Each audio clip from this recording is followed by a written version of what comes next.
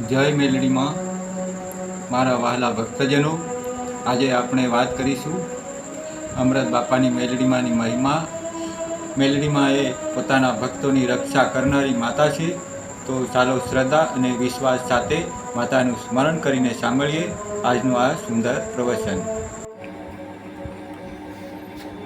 જય અમૃત બાપાની મેલડીમાં મારા વહાલા ભક્તજનો, આજે આપણે સૌ એક એવી ભક્તિની વાત કરવા માટે ભેગા થયા છીએ જે શક્તિનું નામ લેતા ભક્તના હૃદયમાં શ્રદ્ધા જાગે છે. મારી મેલડીમાં અમૃત બાપાની મેલડીમાં એટલે ભક્તોના દુઃખ દૂર કરનારી, નિરાધારને આધાર આપનારી અને મુશ્કેલીના સમયમાં પોતાના ભક્તની પડખે ઊભી રહેનારી માતા. ભક્તો, દુનિયામાં માણસ પાસે પૈસા હોય, સંપત્તિ હોય, મોટું ઘર હોય, ઓળખાણ હોય, પરંતુ જ્યારે મુશ્કેલી આવે છે ત્યારે સાસો સહારો કોણ બને છે? ત્યારે માણસના મોઢામાંથી એક જ શબ્દ નીકળે છે, હે મારી મેલડીમાં, હવે તું જ સહારો છે. અને ભક્તોની શ્રદ્ધા છે કે જ્યાં સાચા હૃદયથી માતાનું સ્મરણ થાય છે ત્યાં માતાની કૃપા જરૂર થાય છે. ભક્તો, મેલડીમાંને માત્ર મંદિરમાં બેસેલી મૂર્તિ સમજીને પૂજવાની નથી. માતા આપણા જીવનમાં એક શક્તિ છે. જ્યારે આપણે મુશ્કેલીમાં હોઈએ ત્યારે હિંમત આપે છે. જ્યારે રસ્તો ના દેખાય ત્યારે સાચો માર્ગ બતાવવાની પ્રેરણા આપે છે. જ્યારે મન તૂટી જાય ત્યારે ફરી ઊભા થવાની શક્તિ આપે છે. આપણે ઘણી વખત નાની મુશ્કેલી આવે ત્યારે ગભરાઈ જઈએ છીએ. મારું કામ કેમ નથી થતું? મારા જીવનમાં જ આટલું દુઃખ કેમ? મારી સાથે જ આવું કેમ બને છે? પરંતુ ભક્તો, જીવનમાં આવતી દરેક મુશ્કેલી આપણને કંઈક શીખવા માટે આવે છે. મેલડીમાંના ભક્તે મુશ્કેલીથી ડરવાનું નહીં, માતાનું નામ લઈને હિંમતથી આગળ વધવાનું. મેલડીમાં મારી સાથે છે તો હું એકલો નથી. આ એક વિશ્વાસ માણસના જીવનને બદલી શકે છે. ભક્તો, અમૃત બાપાની મેલડીમાંની ભક્તમાં સૌથી મોટી વાત છે શ્રદ્ધા અને સચ્ચાઈ. માતાને મોટા મોટા દેખાડા નથી જોઈતા. માતાને મોંઘા પ્રસાદની જરૂર નથી. માતાને સોનાના દાગીનાની જરૂર નથી. માતાને જોઈએ છે સાચું મન, સાચી વાણી અને સારા કર્મ. જો કોઈ માણસ મંદિરમાં જઈને માતાને માથું ટેકવે અને બહાર આવીને કોઈ ગરીબને દુઃખ આપે, કોઈને છેતરે, કોઈનું અપમાન કરે તો તેની ભક્તિ અધૂરી છે. સાચી ભક્તિ એ છે કે માતાનું નામ પણ લઈએ અને માતાના સંતાન જેવા જ બીજા માણસને પ્રેમ પણ કરીએ. કોઈ દુઃખી હોય તો તેને બે સારા શબ્દ કહીએ. કોઈ ભૂખ્યો હોય તો શક્ય હોય તેટલી મદદ કરીએ. કોઈ નિરાશ હોય તો તેને હિંમત આપીએ.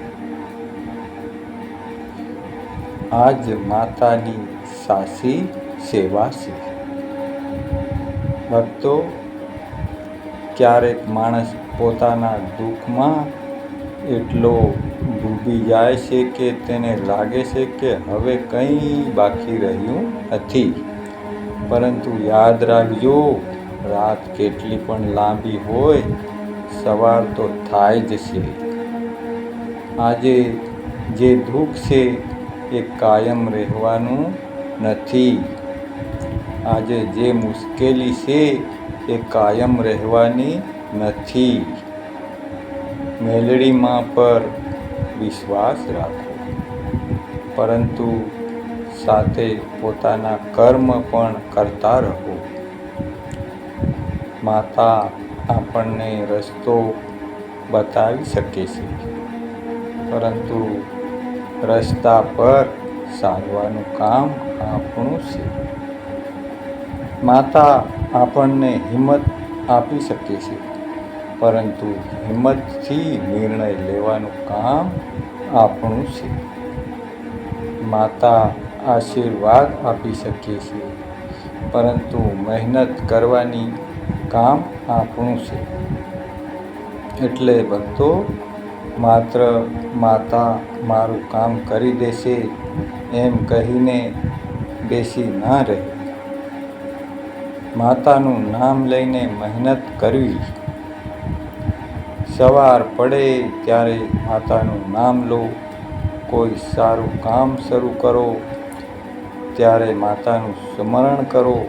મુશ્કેલી આવે ત્યારે માતાને યાદ કરો, અને કામ સફળ થાય ત્યારે પણ માતાનો આભાર માનો. હે મેલડીમાં, મારી બુદ્ધિ સાચી રાખજે. મારા પણ સાચા રસ્તે ચાલે એવી શક્તિ આપજે.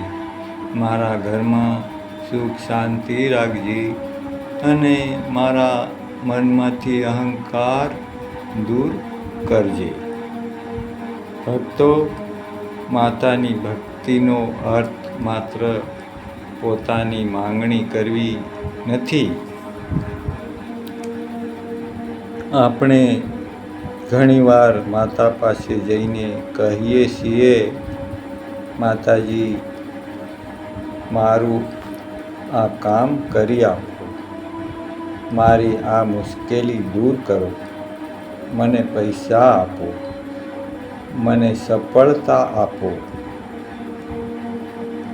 પરંતુ એક વખત માતા પાસે જઈને એવું પણ કહો, માં, મને સાચી બુદ્ધિ આપ. માં, મને સારા કર્મ કરવાની શક્તિ આપ. માં, મારા પરિવારને એક રાખજો. માં, બીજાના દુઃખને સમજવાનું હૃદય આપ. આ પ્રાર્થના જીવનને અંદરથી બદલી શકે છે. મારા ભક્તજનો, અમૃત બાપાની મેલડી માના ચરણોમાં શ્રદ્ધા રાખનાર ભક્તે એક વાત ક્યારેય ભૂલવી નહીં. મુશ્કેલી આવે ત્યારે વિશ્વાસ છોડવો નહીં.